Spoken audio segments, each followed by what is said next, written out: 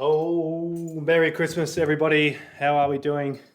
We're very festive here at Slingers tonight because the World Darts Championships are here. And that's what Christmas is all about. It's about the darts. It is not about presents. It is not about Father Claus, St. Nicholas, whatever you want to call him. It's all about the World Championships. Just before we get started, I do not own any of the footage you see above me right now. That belongs to PDC RRLT7darts.nl. Who knows, but it's on YouTube. So I've got it going while I'm playing. It's Fallon Sherrick beating Mensur Suljovic back in 2020. Well, I think it was actually end of 2019. But let's not waste too much time. It's hot in here, so I'm going to drink some fluid while we're operating. The Worlds are here. It's the most wonderful time of the year. That's why I'm festive. That's why we're dressed up. Before we get into the draw, I know a lot of people have already done that. It can be a little bit. I'm going to move forward a bit so that you can see me all right. Make sure we don't cover anything important. Dartboard's there. It gets a little bit monotonous. I do have notes as well. And boring, just putting the draw up and me predicting who I think is going to win. That's pretty boring. I will do a little bit of that later. But to kick off, we've got probably the two biggest stories, in my opinion, of the entire year. Well, not the entire year, of the entire championships. The two things people are going to be paying attention to, watching. Gary Anderson defending a final on his rankings. If he drops this, he drops out of the top 16, probably around that, anywhere from 20 to 30, really. Gary Anderson could drop to, depending on how the others perform that are below him and how far he actually goes. But he did make a final in this 2 years ago, so that's coming off his rankings. So, Gary Anderson, it's a big one for him. And if he's out of the top 16, that means he's then got to start qualifying for events. And we saw him opt not to qualify for the Grand Slam. The last couple of qualifiers, he decided not to show up. So him qualifying or attempting to qualify for all the events, it's just not going to happen. He may play the Players' Championships. He may still get an invite to the World Series, but does he really want to travel to that? Probably not. Probably doesn't get into the Premier League. So everything is just going to depend if he plays the Players' Championships, how serious he takes those, and what does that actually get him into. So you've got to be top 16 to get into the Grand Prix, the World Match Play. You've got to be pretty high up to get into the Masters and also Players' Championship at the end of the year. He'll make the Players' Championships if he competes, because that's 32 and 32. He's not going to drop out of he could turn up and do 5 events and probably be in the top 32. He's that good. We might not see much more of Gary Anderson. What have we got written down here? Not too much, blah, blah, blah, blah, blah. 2021, lost to Gez in the final. He did nothing all year in 2021. So the 2021 World Championship is actually at the end of 2020, but he made a final of that, performed pretty poorly. I think he made the 4th round in 1 or 2 events. Everything else is pretty low down for Gary Anderson standards. And then last year, 2022 Worlds, he made a semi-final and performed really well. Had a 102 average against Snakebite, pushed him all the way to 6-4. Snakebite ended up winning it by, I think, a similar 2-set margin against Michael Smith, it may have been. So he pushed the world champion as far as anyone else did in the tournament. The Worlds is where Gary gets it done. I'm not concerned here. I think he's going to have a brilliant run. I think he's going to get pretty far. And we definitely haven't seen Gary Anderson, the last of him at all. The second big story is the ladies. How are they going to perform? Fallon Sherrick, a big story because she got included off the back of a last-minute decision for the Women's World Match Play. I've already just said I justify that decision. I think they've made the right decision with including the Women's World Match Play winner. There's no point hosting that sort of tournament and not having something bigger for them to aim for. Whether or not they had that intention because it was Fallon is a different story, but it's not a story I care about. The fact is that they have now committed to that, so whoever wins it next year could be Bo Greaves, it could be Lisa Ashton, Lorraine Winstanley, could be any of those girls. Chloe O'Brien could win it. Eileen de Graaf could win it. And so long as they stick to that story, then everything's justified and they don't change it. And they would look pretty silly if they did. So, Fallon she's there. We love her. Lisa Ashton deserves her spot there. She has been dominant force on the women's series for a long time. We haven't seen the best of her on the big stage, Lisa Ashton. If you watch her play at the Motor Super Series and basically anywhere other than the PDC stuff, even the women's series, she hasn't performed that well. Women's World Match Play, she wasn't great. She is a 90-plus average darts player every day of the week. We saw her push Jo Cullen all the way at the Grand Slam and played out of her skin. Took something special from Jo to get past her. And Bo Greaves, she's the biggest story of them all, really. How is she going to perform? We'll get into that in a second. So Fallon is built for the Worlds. This is her stage. She's similar to Gaz. Doesn't matter what she does. Gary Anderson, that is. She's similar in the way that it doesn't matter what she does all year. Doesn't matter how she performs at the Women's Series, the World Series, the Grand Slam, everything that she's included in. She won the Women's Match Play. Well done to her there. But she's up for the Worlds. You can see that's the big stage up there that she wins this one and makes it to the third round and does pretty well against Chris Dobie. So Fallon, built for this. That's what she's here for. Right. Bo Greaves. We're all yet to see her on this stage. She's yet to see her on this stage. She's just come from the Winmore World Masters where there's maybe 100 people in that auditorium watching and like a different type of darts fan. And then there's the Women's Series that she's been absolutely dominant on, and that is behind closed doors. So this is so much different. The one thing she has in her favour is that it is going to be 3,000 screaming fans on her side. I did have a friend put up on Facebook. She had a 3-0 win with 109 average against, I can't remember the lady's name. And a lot of people were talking about that Willie O'Connor, look out. She's coming. She's going to do this. She's going to do that. Don't get me wrong. I'm a massive fan. She has a great throw. She's going to challenge, but it's too early to be putting pressure on someone so young to sit here and think that she's going to dominate this tournament, dominate the World Championships. It's similar scenario to Josh Rock. He's fantastic. He's going to do fantastic in 3, 4, 5 years' time. Let's just not get carried away too early. A 109 average. It's 3 legs. Opponents averaging 61, and I'm assuming she didn't get a chance at a double. So there's no pressure on. As I said, it's there would have been maybe 50 people watching that. We can't get ahead of ourselves here. She is moving up to the biggest stage of all this expectation that everyone is putting on her, and combine that with, I think we've all heard it before, Willie O'Connor. I'm a massive fan of Willie O'Connor. He's one of my favourite players outside of all the Australian guys. So he is a class act, and he has averaged well and truly nearly 110 on a couple of Players' Championship events and Euro Tour events. And I think, did he come runner-up or win a European Tour? I think he may have won one. So he's definitely a class opponent, so don't count out Willie O'Connor. All right, Raymond Smith and Big Rig Ben Robb played at the Motor Super Series just gone. We just spoke about that. Raymond Smith won the whole week. I think he may have lost 2 or 3 games for the entire week. So that is fantastic. If he doesn't get his tour card, he's invited back to play for Champions Week. So I think he's just pocketed 5K. So his flight's paid for by the DPA. He's pocketed 5K euro over there, whatever the UK use. I think they're Brexit. I don't know what that means, but Brexit. So it's a good chunk of prize money. Add in what he's going to make from this tournament, and it's fantastic for him. I'm so happy that he's over there doing well, not having the stressful time he had last year. The Big Rig, Ben Robb, he also made the semi-final, so he's in winning form too. He is first up against Mickey Mansell.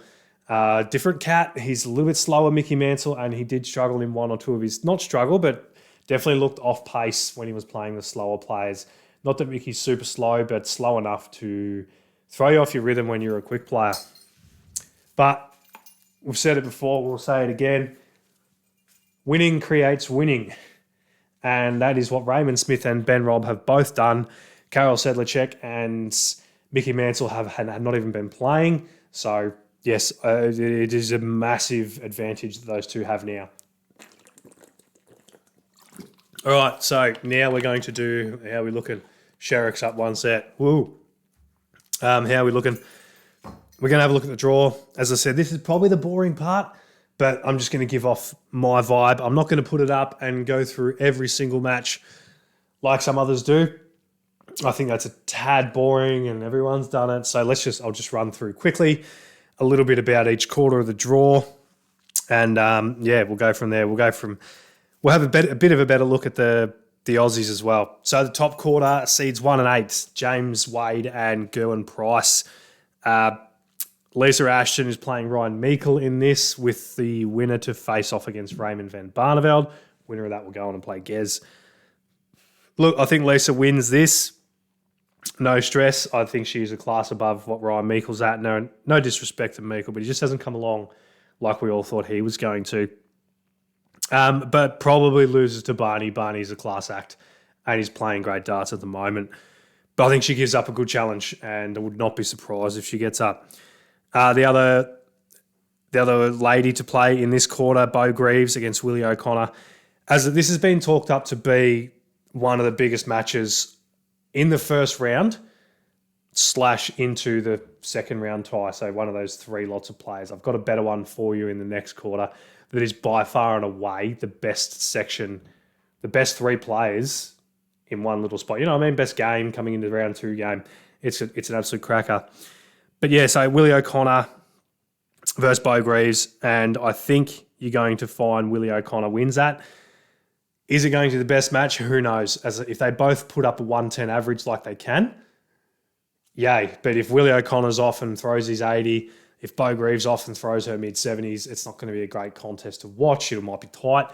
And then you also could have one of them throw their 110 and one throw the 80. So who knows? I don't know if it guarantees as much. It's an intriguing contest, but it's not guaranteed to be a classic contest like a lot of people are thinking. Willie O'Connor to win that one for me.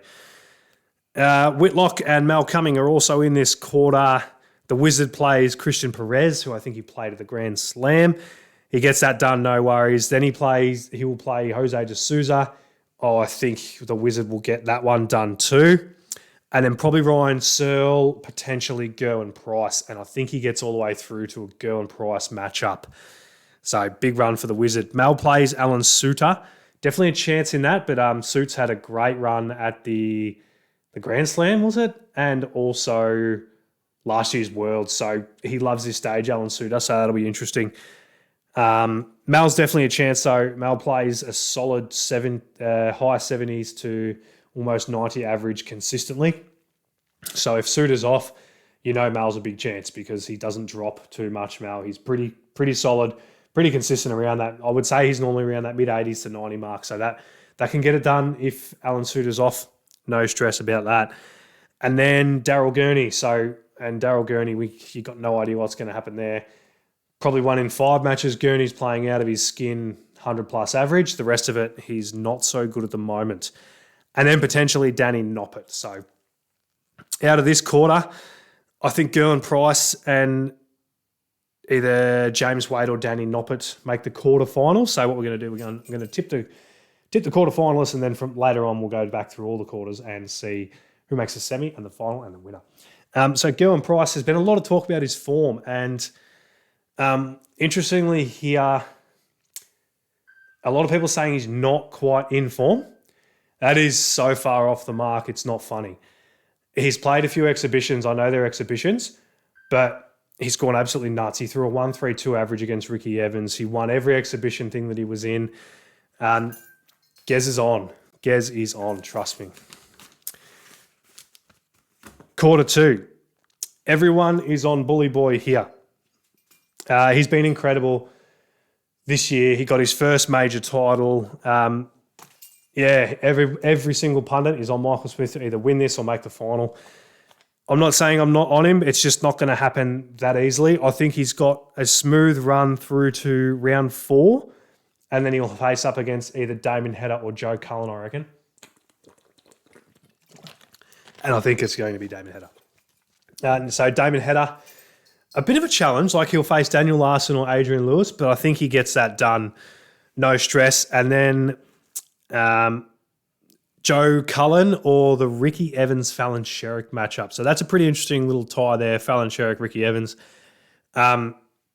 Sherrick Evans, I don't know who gets that done. Look, Fallon can be a bit up and down. I think she's good at the Worlds. Ricky Evans wants the same deal. You don't know what's going to happen. And Joe Cullen is massively, you don't know what's going to happen. He is so far best to worst. It's not funny. I know he has improved his worst to a everyone's saying he's normally mid-90s. No, he's still an 80s guy, right through to that 105 plus if he's on. So you never know what's going to happen with Joe Cullen there. But I just don't see either of them getting past Damon Hedder. I think Hedder gets through all the way to... We'll talk about that in a second. I got a little bit lost. So the second round tie that I was talking about earlier, this is it's massive. Andrew Gilding versus Robert Owen. For those who don't know who Robert Owen is, he'll get a tour card next year. He is an absolute weapon. He's a shortish guy. His darts, when he throws them, let's see if we can. They drop into the board like this, and his nickname is Stack Attack because he just stacks on top of that. He's an absolute gun. He doesn't go away. He's a high scorer. He's a great finisher. He's got the mental strength, and he will push Andrew Gilding all the way, and then Dave Chisnell. So I reckon Robert Owen will come through and beat Andrew Gilding, and then give Chizzy a real run for his money. So, yeah, I don't know. It's hard to pick one out of that bit. Whoever gets through that game, I think makes the quarterfinal. Yeah, Luke Humphries, he may have something to say about that because they're in that little eighth of the draw. So while you go from quarter to eighth, Luke Humphries is in that. I'm coming around to Luke Humphries a little bit. Well, I wasn't overly a massive fan. I think he'll get through to round 4, but I think he'll lose to whoever is out of that bit of that section of the draw, which would be greatest if it was Robert Owen, even though I'm a huge Chizzy fan. So that quarterfinal, I think, is going to be Damon Hedder versus Dave Chisnell. Quarter 3, Snakebite to play Ben Robb. Big rig Ben Robb on the first night. Josh Rock is in this corner. I think he'll make it to round 3 and he'll fall to the Asp. Ben Robb, I think he definitely gets past Mickey Mansell, and God only knows how Peter Wright's going to play. So that is another really difficult one to pick. But I think Ben Robb's a chance. Quarterfinal in this one, I think Christoph Ratajski will beat either Peter Wright or Ben Robb, and he'll play off against Johnny Clayton, who will take care of the Asp just. That'll be the quarterfinal from quarter 3. Quarter 4, your tournament favourite, your incoming number 1, your almost 4-time world champion, I'm going to say. It probably gives away my pick. Michael Van Gerwen is in this quarter. This is the toughest quarter, in my opinion. A lot of people are calling the Michael Smith one because it has Luke Humphries, it has Dave Chisnell, it has Damon Hedder, it has Joe Cullen. I'm calling this one the toughest quarter because you've got Michael Van Gerwen, Rob Cross, Ross Smith, who just won the European Championships, Gary Anderson's here, Raymond Smith's here, Jeff Smith, don't count him out. He is a gun, Jeff Smith. This is a stacked quarter. Chris Dobie's in this one as well. I'm not a huge Chris Dobie fan, but a lot of people are talking him up as a potential run. Raymond Smith, he will play Karol Sedlacek. I've said before, I'll say it again. I think he's got that one done and dusted. I think he wins that one because he is in form. He's in winning form. So he's winning here in Australia, and he won the Motor Super Series. Karol Sedlacek, I think his yearly average is around that 90 mark. Raymond Smith was 95 most of the week at the Super Series, and I think he gets it done. Simple as that. He's on. His throw looks smooth. He's counting. He's calm. He's cool. He's collected. He wins that. And then he plays Dirk van Duijvenbode. You never know what Dirk's going to produce. He's a Joe Cullen lookalike, basically. He can come out and throw 180 after 180 big finishes, or he may be off. And he'll have bad memories from last year where I think it was Gern Price absolutely tore him to shreds and won something like 12 legs on the spin to beat him. So he may have a few demons from there.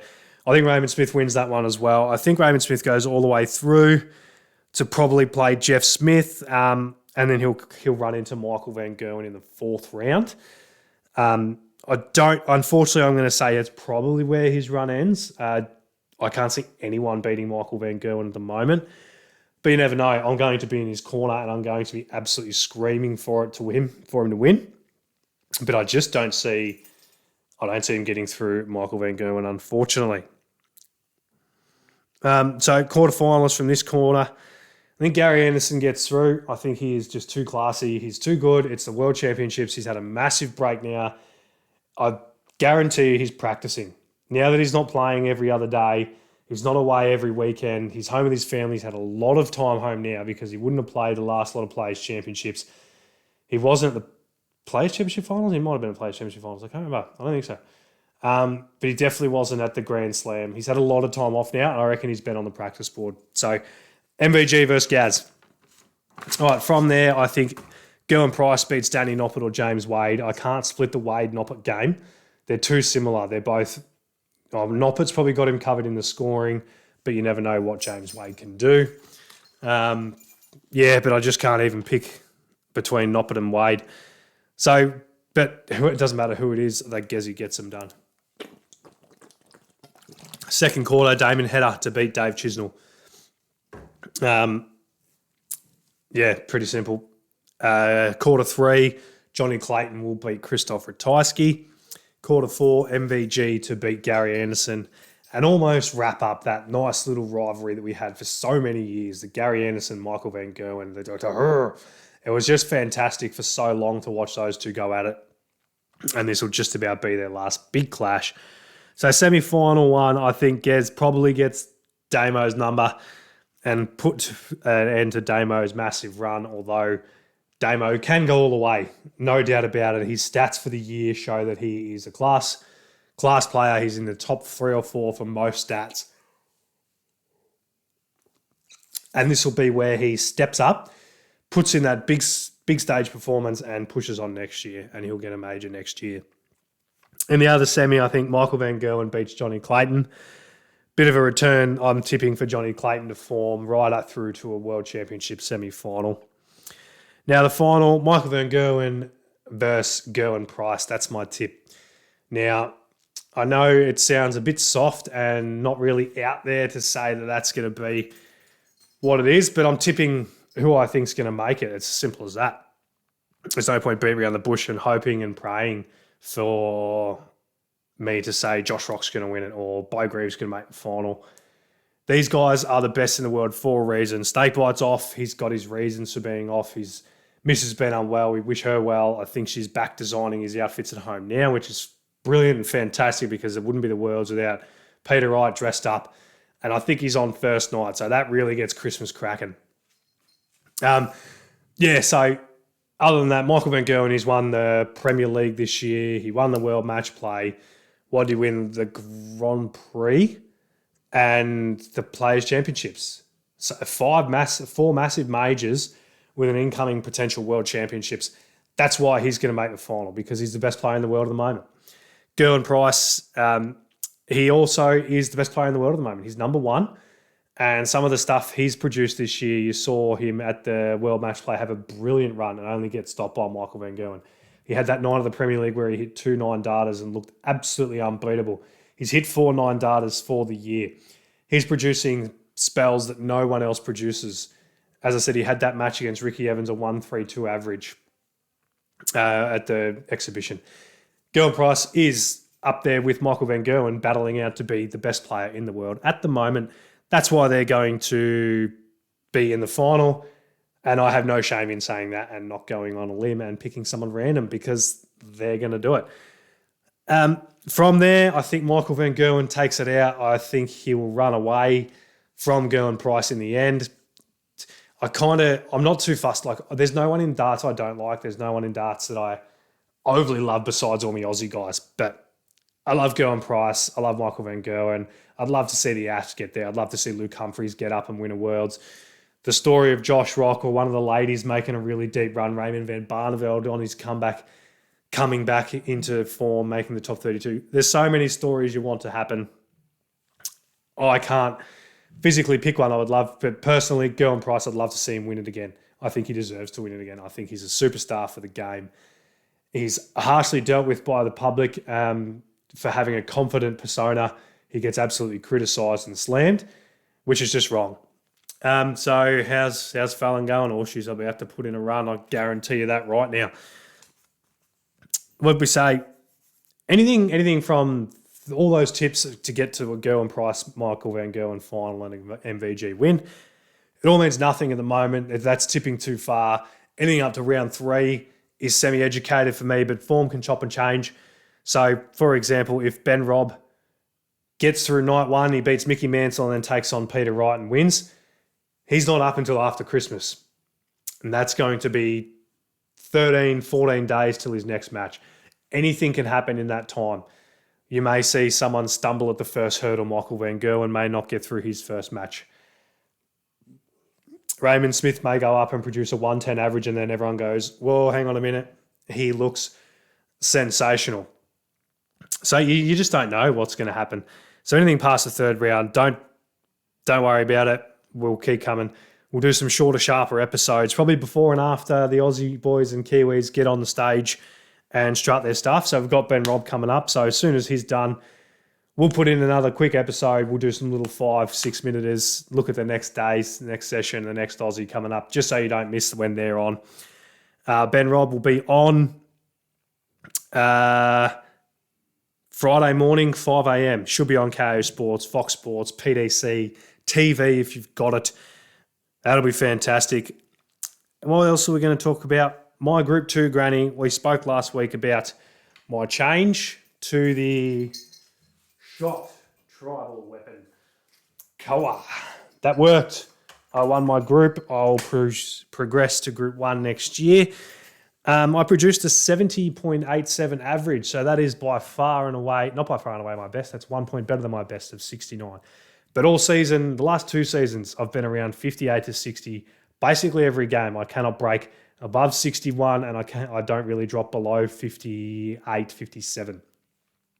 So I went through and had a 70.87 was my exact average, and I had a first 9 of 81.43, and I threw a 15 dart leg with a 118 peg. So some pretty good stuff in there. From the start of the year, I think I had a couple of games where I threw a 45 average and a 48, and I felt like I had no idea even how to hold a dart. If I'm not mistaken, I was using these, the Windmill Vengeance, I believe they're called, and yeah, just didn't work, and I was shocking. So to go up 25 points, that's pretty good. I was pretty happy with that. All right. The time for talk is over. It's time for the top 96 players in the world to get up on the big stage and strut their stuff, show us what they're made of, and see who comes out on top. So enjoy this period of the year. It's fantastic. It's Christmas. The darts are on. We all love it. We can all sit back. There's nothing else happening in the world of darts at the moment. Everything is finished, and it's only the World Championships. We're all watching. Michael Van Gerwen for the win. Ratajski, I've got having a great run. Clayton, I've got getting back into form. Gerwyn Price showing his stuff. Damon Hedder making a semi. Hopefully all that stuff happens and I look good. But until probably Saturday or Sunday, enjoy it. Let's go big rig. You're up and you can do it.